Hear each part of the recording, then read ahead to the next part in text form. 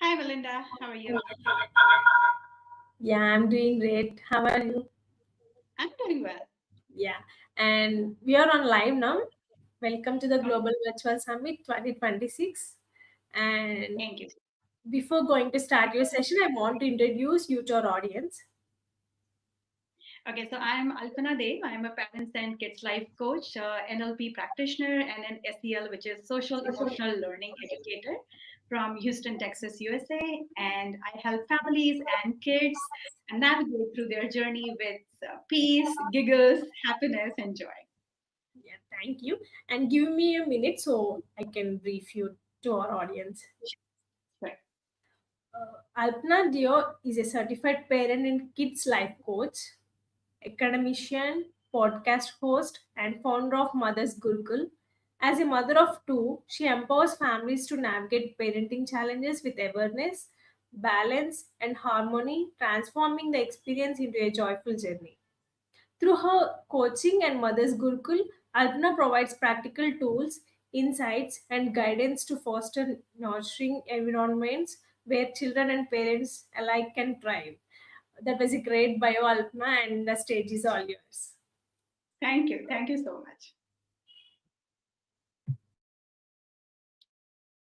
So, hello, everyone. I'm really happy and honored to be with you today.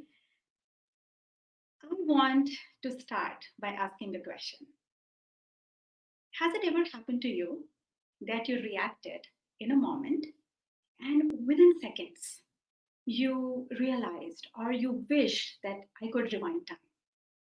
Maybe at work with your colleagues, maybe with your child, or maybe just the way you talk to yourself.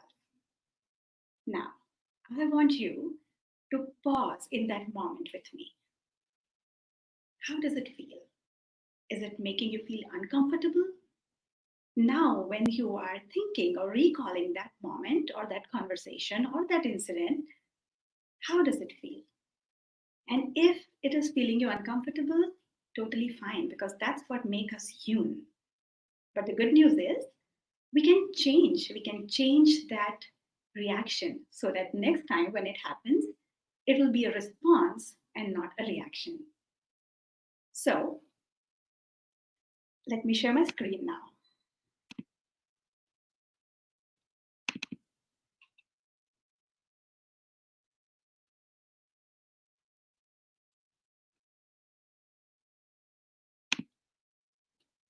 As you look at this picture, notice your thoughts. What do you see? What are the first few words that are coming to you? And I want you to store this picture and your thoughts in your memory book because we will be referring to these thoughts and this picture towards the end of the session, and we'll see if we still hold the same thoughts. As far as I'm concerned, I can see a cozy corner, a blanket, where I can visualize myself maybe preparing for this session or maybe taking notes uh, for my next podcast episode or creating content for my next reel or coming up with a session flow for my coaching. But along with that calmness, stillness, or coziness, I see one more thing. I see power.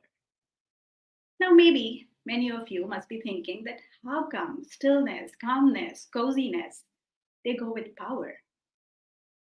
So, to make it more meaningful, let me walk you through the journey of three P's: pause, power, progress. Three very powerful, very impactful, and amazing tools which I use all the time in my coaching. Today, we will be talking about the magic of pause. We will reflect upon what power actually means, and we will define and rediscover progress, followed by a reflective exercise. So, next 30 minutes are not just a talk, it is an invitation to welcome these three wonderful tools: pause, power, and progress into our lives.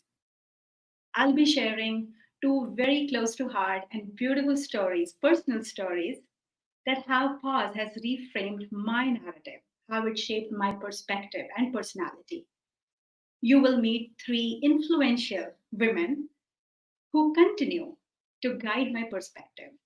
They belong to three different generations, yet together they form a living legacy of strength, intention, patience, and support. So join me as we unfold the story behind pause, power, and progress. A recipe passed down through generations, refined by reflection, and seasoned with new possibilities. Let's begin. When we're talking about pause, I want to ask you this question. When was the last time you paused? Not because you were tired, not because you were exhausted or burnt out, but you wanted clarity. Not to escape, not to quit, but to listen, to reflect. Listen to your own thoughts. How did it feel? Most of the time, when anybody asks us to pause, to stop, it feels uncomfortable because we are living in the world which celebrates action, which glorifies action. That over the period of time, we started to think that if somebody is pausing, that means it is wasting time. But what if I tell you we have misunderstood it completely? What if pause is not making us weak? It is not our weakness. In fact, it is our strength. And that's where the contradiction lies.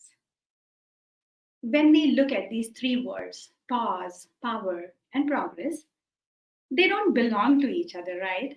We cannot put them on the same plate. Because on one hand, power and progress are inspiring us, are forcing us, telling us to move forward, to take steps, to take actions. And on the other hand, pause is asking us to just be in that moment, do nothing. And that's where the contradiction is. But I feel that is the beauty of contradiction, that it forces us to interrupt our old habits and form new habits. It forces us to look into a direction, take a new path, which we have never traveled on before. And who knows, while traveling on that path, we find the real meaning. And that's the pause, that's the gap that we try to avoid because it is uncomfortable.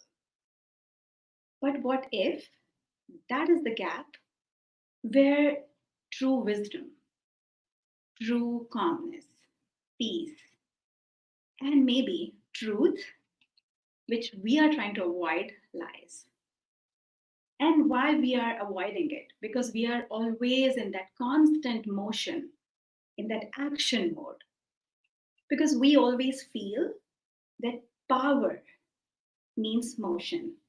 Power is equal to busyness. Power is equal to efforts. Now, talking about power, when was the last time you felt powerful without doing anything?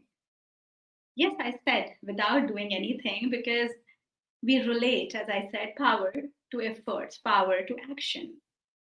Just take, for example, if someone tells us, my schedule is so busy, we nod with respect. We look up to that person with curiosity that, wow, how come this person is trying to fit in so many engagements, so many commitments? Can I have some tips? We see those people as our inspiration. We want to be like them. On the contrary, if someone tells us, I'm taking a break to figure out something, or, you know, I took a long break because I just didn't want to do anything. I was trying to gain clarity. Now, immediately, that curiosity changes into judgment. After a certain period of time, we start asking questions. That, okay, you were saying that you took a break. So, what exactly did you do during that break? Have you figured out what you were looking for? Why do we have to justify an intentional pause, an intentional break? Why can't we celebrate break or pause the same way as we celebrate busyness. It is again because our brain is wired. We have created these neural pathways where we feel that if I stop, I will be behind in the race. Somebody else will go forward. FOMO hits. And just don't talk about dopamine here because there is no happy hormones because again we are thinking that I'm wasting time. We always see that pause is equal to unproductivity, sometimes laziness. But while we are doing in this constant motion, still we are not connected. Still we are disconnected. Disconnected to ourselves, disconnected to our purpose, to our people. So, what is the use of this kind of power? And that's where I want to ask you a question. What if the real concern or real question or real problem is not exactly our the way we are looking at the situation, but it is actually in the reflection part? What if we have never given ourselves enough time to reflect upon things? Because we have been busy. We have been busy doing efforts, we have been busy doing uh, our finishing our work or keeping an agenda that we never reflected upon that. We never gave ourselves a gift of that intentional pause. We never gave ourselves a gift to pause, to reflect. And that's the inner work that we all have to do. Even when we go to our eye exam, even the doctor, initially, when the doctor tells us one or two, we are fine. Then goes two or three, still we are okay. Now, when the selection gets wider, one or two, three or four, five or six, what do we say? Can you stop? Can you repeat? Because our brain cannot process things like that. It needs a break. So, when we are talking about eyes, where we need a break, because moving those lenses that quickly can make our picture blurry, here we are talking about our system. Why can't we gift our own system ourselves that break so that the picture of our life will become more clearer and not blurry? Now, here I want to talk about a wonderful book which I read a couple of months ago. It's called In Praise of Wasting Time by Alan Lightman. This title, In Praise of Wasting Time, it kind of grabbed my attention, and that's why I picked that book. Wonderful book, a short read, I would say a weekend read maybe. And in that, Alan Lightman, he stresses over this obsession of busyness. Like he says that most of the time, inspiration, wisdom, new ideas, creative ideas, they spark during that unproductive window, which we call as wasting time. They can never flourish under pressure. In fact, he says that in that book, he mentions these ideas can come up when we are wandering in the long hallways of our memory lane. That's exactly how he puts in the book. He started that book giving an example from a remote village in Cambodia where where the women of that village they have to travel 10 miles every day for trade. They will trade the goods that they're making, and that's how it's like a business. So Lightman was very surprised that how come these women are like walking every day 10 miles and still they're enjoying it. That village was way away, far away from technology or any latest developments. So he asked, out of curiosity, he asked one of these women that while she was going, walking the 10 miles, he asked, so how long do you take to reach the market? This woman says, oh, actually, I never paid attention to that. And when this lightman says, I was startled, I was surprised, I was shocked of this disinterest in time. And here we are living in this world where we are trying to fit in so many things, even in those small brackets. If we have 5 minutes, we are like, okay, let me check a message, let me respond to a text. If we have half an hour, then let me respond to an email. If we have 1 hour, let me finish one more episode on Netflix. But why don't we give ourselves that time just to sit, just to relax, just to be with our own thoughts? We don't have to do all these things, even when we have those short windows. Pause has shaped my personality to a big extent. And as I told you that I'll be sharing two personal stories. So I want to share this one beautiful story, a moment, which I usually don't talk about much. My children are 8 years apart. And due to this age gap, I got to experience motherhood at two very different chapters. With my daughter, I was more present, to be visible, to be measured, to be seen. But with my son, things were different. Life was different. More responsibilities, more demands. And as any other second time mom, this question followed me that am I doing enough for my older child? And just when I felt that, okay, now I found my rhythm, my son started going to school. Due to my increased work pressure, I pulled myself away from PTO responsibilities or volunteering at school.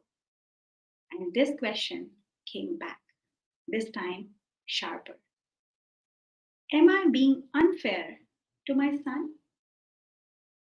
Am I being present the same way how I used to be for my daughter? And then I paused. I thought, what exactly I'm trying to do here? Am I trying to keep the same or maintain the same track record as a mother? Or am I trying to be present in the role and in the moment I am right now? And that pause, that stepping back, gave me a clear picture. I understood that presence isn't about sameness, it is about awareness. I'm sure there must be moms attending this session or maybe watching this session later. So I want you to think about it. Do you go through the same mommy guilt? Because I heard on a podcast that we have this mommy guilt because we feel that we are we are responsible for whatever happens in our kids' life. So if anything good is happening, very good. If anything is not happening right, then that is on us. But it's not the truth. Now, while pause helped me, shaped my narrative, reframed my narrative as a mother, I want you to meet three influential, beautiful ladies who belong to three different generations who helped me understand the importance of pause without even using the word pause. And the first one is my late grandmother. She was a teacher. So I come from a house of educators. So she was a teacher. Very, I would say, she lived a life of quiet strength, very forward in her thinking and very open minded for that generation. She was like a coconut, you know, harder from outside, but inside she was very soft, very sweet. She never rushed things. She always let them unfold on its own. She taught me that it's okay if something is not happening right now. When the time is right, it will happen. If you're not getting the right opportunities right now, maybe this is not the right time. You will find your people, your place, and the right time to implement your ideas, your values, where you don't have to compromise with your values. You will meet people who will respect your values, who will respect your thoughts, your ideas. And every time, whenever I get any such opportunity where I'm able to reach the rest of the world, I bow down to her every single time. She taught me how to be modern in your thinking, yet staying connected to your roots. And that is helping me a lot as a mother when I am raising my kids out of India. I'm able to bridge that gap between the two very rich and fabulous cultures. So, thank you to my grandmother for passing on that value of pause in my life. That sometimes you don't have to rush, you just have to wait. Things will unfold on its own. Next is my mother, again, an educator. She taught me how to balance the life, family life, and professional life. She took a pause, she took a break, not because she wanted to escape, but to reflect and to recalibrate. She always wanted to do doctorate. She got married when after her master's. So she always had that hidden dream that she wanted to continue her education and go for further studies. So when I was on the way, she underwent further studies. She worked for 16 years. She was 4 years away from her retirement when she got transferred to a completely new state. And she knew that if she would accept this offer, it will create a lot of imbalance and maybe a little bit of confusion and chaos in the family setup. So she decided to take a voluntary retirement, a decision she never regretted. But her love for education never faded. She stayed connected by teaching students, by teaching engineering students her subject. So she was a Sanskrit teacher. Sanskrit is the mother of all Indian languages. Beautiful language, little hard to understand. So she taught engineering students because they wanted to learn Sanskrit. She taught me that learning should never stop. Even though she was a teacher, she is a forever kindergartner, always filled with curiosity, always ready to learn new things. During COVID, she used to call me every day and asking me, okay, so this feature is not working on my Zoom. How can I do that? So I would say my writing genes are coming from her, my maternal side. So she continued her love for writing, continued her love for teaching, and spreading the knowledge that she has and sharing with the rest of the world.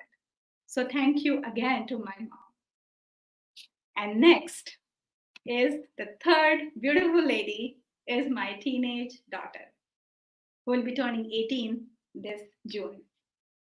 So, yes, because we have one Gen Z and one millennial, we have some emotional fireworks happening at home, but she is the one who questions me on every single thing, who has that curiosity.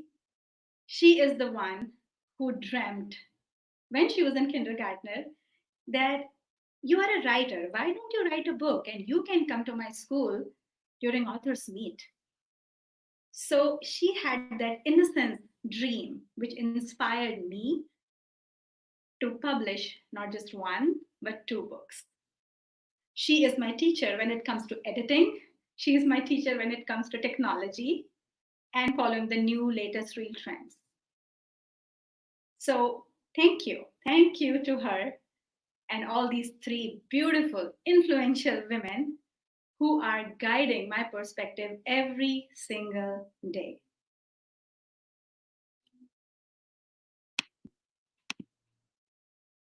So now we are at a point where we are ready to redefine power and progress. When we talk about power, it says dominance, it says action, it says always doing something. But what if the real power is in pausing before continuing, pausing before choosing, pausing before deciding that if that path that I'm just going to take now is really worth my time and effort, or I just have to step back and wait for the right time to come. And that's where we are making a choice. And how we are making the choice? Because we are pausing, we are not rushing. And when we pick that best possible options from the range of options that we have, that becomes our power. So pause gives us choice, and that choice becomes our power. When we ask ourselves that what does this moment ask from me? Not my immediate emotion, not my immediate reaction, not my pre or old brain conditioning. When our words, we pick them wisely, they become tools, not weapons. When we pick our actions thoughtfully, they become lessons, not reaction. And when we practice pause, we are practicing emotional intelligence in the real time. So, next time when you are in such a situation, pause, think, what does this situation is asking? And then take the action. I'm 100% sure that you will respond instead of reacting. So, now here is the takeaway. I want you to remember, and I'm pretty sure that now you would agree to this. Pause is not, that is opposite of progress. That is what making progress more meaningful. I repeat, pause is not the opposite of progress. It is what making progress more meaningful. So now is the time to reflect on that slide. What does a pause mean to you now? Do you still see it as stopping, failure, FOMO, or it has changed? I hope, and I'm 100% sure that it has changed by now. So you don't have to tell anybody, just reflect upon that. Just see why this transformation happened and if you can continue this transformation for rest of your life. Now we'll have a reflective exercise. Obviously, I'm a life coach, so I cannot let you go without a reflective exercise. I want you to be in this moment with me. If you can, just close your eyes, be with yourself, and be with me. Ask yourself, am I constantly moving but not necessarily growing? What do I hear if I allow myself to pause without guilt, without any agenda? And what is that one small pause I can introduce this week? Maybe a walk without a phone, maybe listening without correcting, or maybe a moment of stillness before your big decision. So I want you to remember this one last line. The most powerful step forward begins with a pause. I repeat, the most powerful step forward begins with a pause. So, thank you so much for listening to me, for being here with me during or throughout this session. And this journey just started. So, if you all want to get in touch with me, we can still continue this conversation. So, thank you. Thank you once again. And I hope this lesson, this pause, it will help you and stay with you for as long as you want it. And you would be able to celebrate a break, an intentional break. Thank you so much.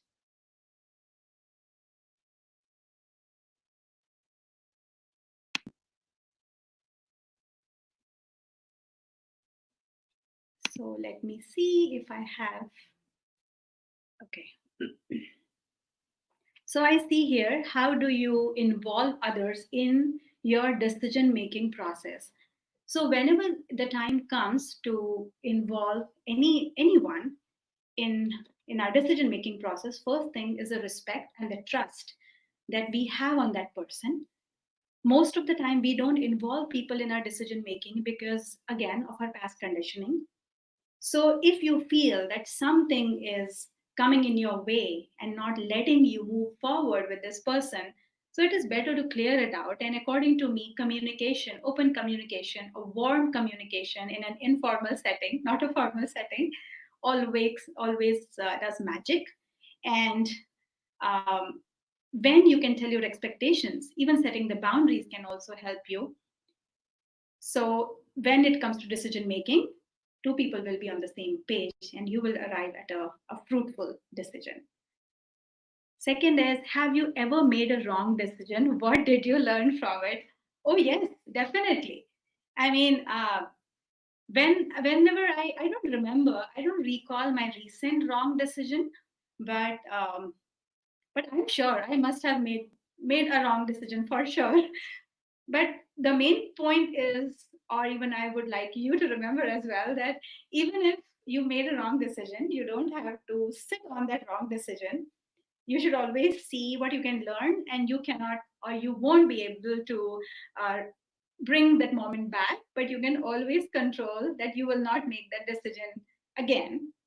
And so my son's teacher tells him this thing, or their whole class, and he tells me every time when he makes a mistake that mistakes makes us grow. And I'm like, okay, that can be applicable in your setting, but sometimes there are big mistakes that don't make us grow, they make us wise. So if I say, if I did take any wrong decision, maybe in future I will try to learn from it and accept it, that okay, I made it and I'm not going to repeat it. What barriers still prevent women from reaching top leadership roles? It's a wonderful question. And according to me, I feel sometimes we say that, okay, responsibilities, sometimes it is their inner boundaries, their internal boundaries that they have set for themselves, that these fields are not for us.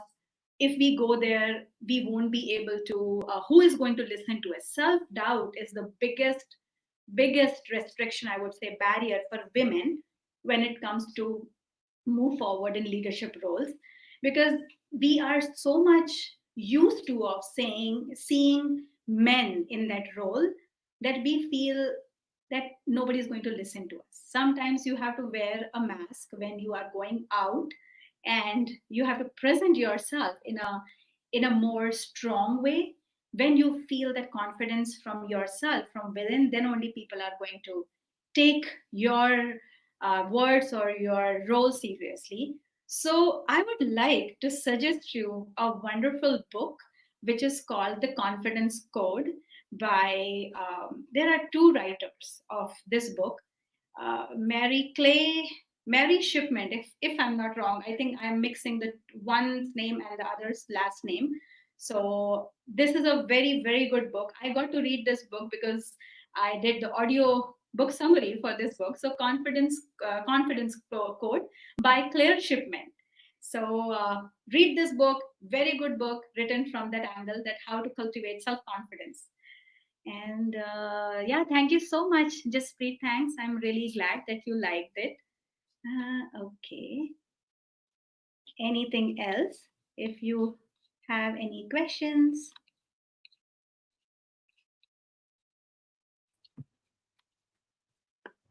Salpna, that was a wonderful presentation. And thank Thank you you. Thank you so so much much. for presenting today. And thank you for answering all the questions. I hope our audience got your answers.